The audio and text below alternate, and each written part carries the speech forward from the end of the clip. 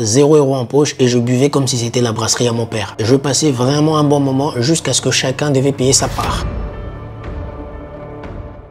Salut tout le monde et bienvenue dans cette nouvelle vidéo. L'année académique 2025-2026 commencera dans quelques jours et comme chaque année, la France accueille des milliers d'étudiants internationaux venus des 4 coins du monde. Et à cette occasion, j'aimerais déconstruire 5 clichés sur la vie en France. Vous venez d'obtenir votre visa, vous avez déjà votre billet d'avion et vous êtes surexcité à l'idée de venir poursuivre vos études en France et je vous comprends, vous avez totalement raison. J'ai vécu la même chose il y a presque 10 ans et je connais parfaitement cette sensation. Si vous êtes nouveau sur la chaîne, je suis auteur du guide ultime de l'étudiant étranger en France et j'anime le carnet de l'étudiant étranger, un podcast mensuel à la radio, aussi disponible sur toutes les plateformes de streaming, le lien dans la description. Je vous invite à vous installer confortablement, on va passer un bon moment. Et d'ailleurs, restez jusqu'à la fin car j'aimerais avoir votre avis sur le cliché numéro 5, les Français sont radins. Mythe numéro 1. La France, c'est toujours la Dolce Vita. J'ai voulu commencer par ce point parce qu'il revient souvent. Je n'aimerais pas briser votre joie, mais il faudra qu'on se dise la vérité en face. Ce mythe très répandu présente la France comme un pays où la vie est perpétuellement idyllique, rythmée par des cafés en terrasse, des balades au bord de la Seine et des soirées culturelles sans fin. D'ailleurs, les films et les médias ont souvent contribué à nourrir cette vision romancée et ce n'est pas totalement faux. La France est un très beau pays. Vous n'aurez qu'à visiter différentes régions pour vous en rendre compte. Mais ce ne sera pas votre réalité en tant qu'étudiant étranger. La réalité est beaucoup plus nuancée car dès votre arrivée, vous ferez face à des défis qui vous suivront tout au long de votre aventure et je n'abuse même pas. Commençons par l'administration française qui peut se révéler complexe et bureaucratique. Vous ferez face à des nombreuses démarches, titres de séjour, inscription universitaire, ouverture de compte bancaire, assurance maladie et tant d'autres. Ces processus peuvent prendre plusieurs semaines, voire plusieurs mois. Bref, énormément de préoccupations qui rendent la fête moins belle. Il y a aussi le rythme académique qui est souvent intense et très exigeant. Les universités françaises valorisent l'autonomie et la rigueur intellectuelle, ce qui peut créer un stress considérable pour les étudiants habitués à d'autres systèmes éducatifs. Je vais être honnête avec vous, à ma première année, le rythme académique avait complètement retourné mon cerveau. Ça m'a pris plusieurs mois avant de trouver mon rythme, de m'adapter et de réussir mes études. C'est rapide, c'est intense, il faut être solide sur ses appuis. Que dire du choc culturel, des codes sociaux différents, un mode de vie différent auquel tu t'adaptes rapidement, bien que pas évident pour tout le monde. Et s'il y a une chose à laquelle vous devez vous attendre, c'est la solitude. Elle ne va certainement pas vous rater.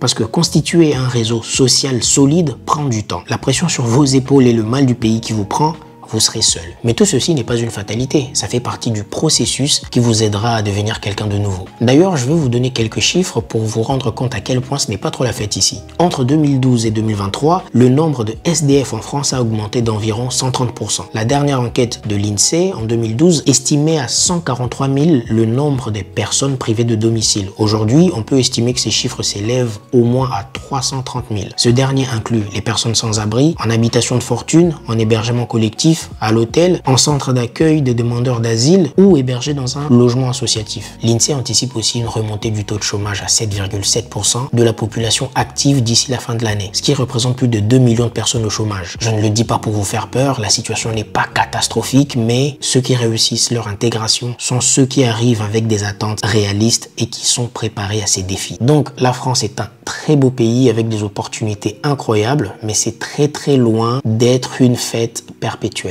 Avant de passer au deuxième cliché, n'hésitez pas à vous abonner, à me laisser un like et à me dire ce que vous pensez de ce sujet. Mythe numéro 2.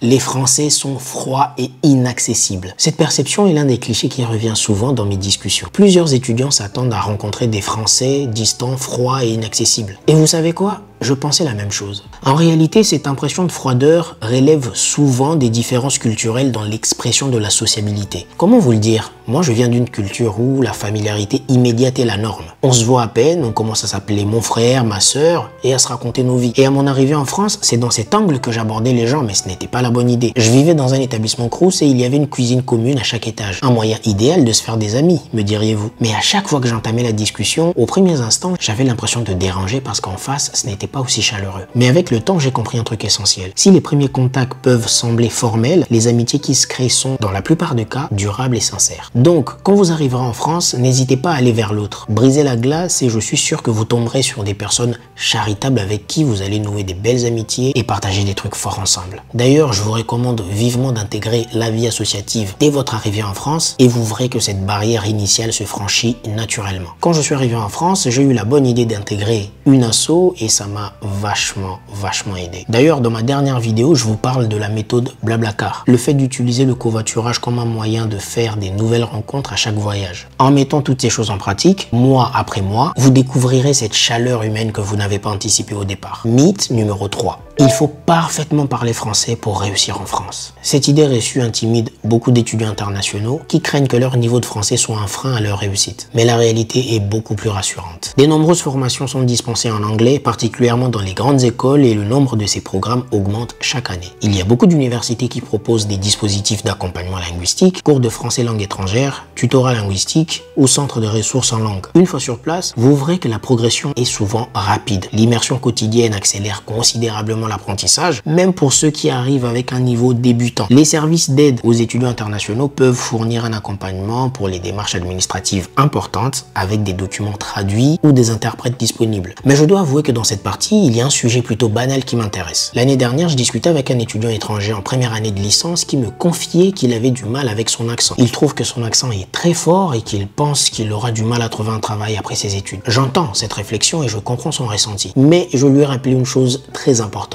Peu importe les origines, avoir un accent raconte une histoire. L'histoire d'un peuple, d'une civilisation. En plus, avoir un accent prouve que vous maîtrisez une autre langue que le français. Et ça, ce n'est pas donné à tout le monde. Bravo, vous devez être fiers de vous. Les amis, on va passer au prochain mythe. N'hésitez pas à me laisser un like si vous aimez la vidéo. Mythe numéro 4. La cuisine française se résume à baguette, fromage et vin. Si ces trois éléments sont effectivement emblématiques, réduire la gastronomie française à ces symboles serait très malhonnête. La diversité régionale est impressionnante. Chaque région possède ses spécialités distinctes, de la choucroute alsacienne au cassoulet toulousain. Mention spéciale pour les crêpes et les galettes de blé noir qui font partie intégrante du patrimoine alimentaire de la Bretagne. Il y a aussi l'influence des cultures immigrées qui a considérablement enrichi le paysage culinaire français, particulièrement dans les grandes villes où cohabitent cuisine maghrébine, asiatique, africaine et consorts. Vous aurez largement le choix, je vous rassure. Et d'ailleurs, si vous souhaitez explorer à fond cette richesse culinaire française, vous avez les marchés hebdomadaires qui sont des lieux privilégiés pour découvrir les produits locaux et échanger avec les producteurs. Vous avez les restaurants universitaires qui proposent souvent des menus qui s'inspirent de recettes traditionnelles françaises à des prix abordables. N'hésitez pas, toutes ces choses font partie de l'aventure, allez-y découvrir par vous-même, vous allez adorer. Et pour rassurer tout le monde, les plats de votre pays d'origine existent bel et bien en France. Si vous êtes ivoirien, il y a l'atiéké, foutou banane, sauce graine, ça bouge pas. Si vous êtes congolais, il y a du makemba, du ntaba, du makayabou. Si vous êtes sénégalais, il y a du tiep à gogo. Vous allez en trouver partout. Les amis, on arrive au mythe numéro 5.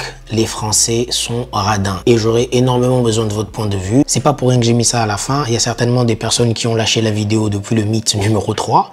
Donc on est entre nous, on va parler tranquillement. Donc n'hésitez pas à me laisser votre point de vue en commentaire sur ce point. Ce cliché revient souvent dans les discussions et pour tout vous dire, moi aussi j'étais du même avis, mais en majuscule quoi. Et même quand je suis arrivé en France, j'ai confirmé ce cliché. Mais après plusieurs années de vie sur le territoire, mon avis a complètement changé, a considérablement changé. Déjà pour commencer, on va sortir le dictionnaire et on va définir le mot radin. Selon le dico, le terme radin désigne de manière péjorative une personne avare. C'est-à-dire qui a de l'argent mais refuse de le dépenser, même quand c'est utile. Donc si on comprend bien, l'une des conditions ou la condition principale pour être radin, c'est avoir de l'argent qu'on s'empêche absolument de dépenser, même quand c'est utile. Et je tiens à préciser, on va pas faire d'amalgame, on va rester dans le monde académique, des étudiants et de la réalité qu'on connaît tous. Beaucoup d'étudiants en France sont en situation de précarité. En 2003, 87 000 étudiants ont commencé l'année universitaire sans logement. En 2024, près d'un étudiant sur 5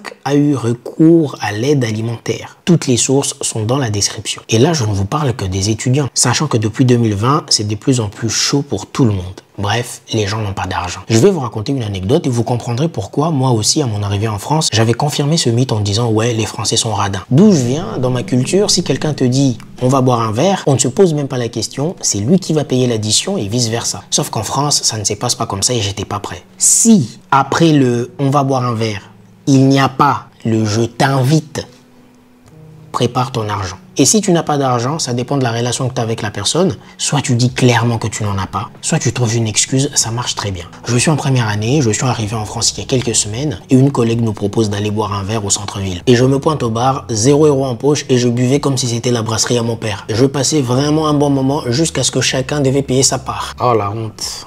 Ça paraît banal, mais c'était la première fois de toute ma vie de sortir avec des potes et qu'au final, chacun devait payer sa part. J'avais jamais connu ça avant. Ce qui est d'ailleurs logique. Bon, ça ce n'est qu'une histoire parmi tant d'autres, mais c'est pour vous faire comprendre comment mon avis a changé sur le sujet. Les Français, ainsi que les personnes qui vivent en France depuis longtemps, ont une relation pragmatique à l'argent. Ce que je veux dire par avoir une relation pragmatique à l'argent signifie aborder les questions financières de manière rationnelle et pratique, en réfléchissant à la vraie valeur et à l'utilité de chaque dépense. Ce qui se traduit concrètement par des comportements comme comparer les prix, partager équitablement les frais dans un groupe, économiser pour les vrais besoins et considérer l'argent comme un moyen d'atteindre ses objectifs. Faire moitié-moitié ou partager l'addition est une pratique qui répond à un souci d'équité plutôt que d'avarice. C'est d'ailleurs un moyen d'éviter les situations embarrassantes où une personne paierait toujours pour les autres. Et croyez-moi, si vous êtes étudiant, vous n'avez absolument pas d'argent à dépenser pour tout le monde. Après, si vous le pouvez et si vous le voulez, vous pouvez toujours régaler vos potes, il n'y a aucun souci. C'était mon avis sur ce cliché. Après, je ne suis pas naïf, les radins, ça existe. Hein. Voilà, il y a des gens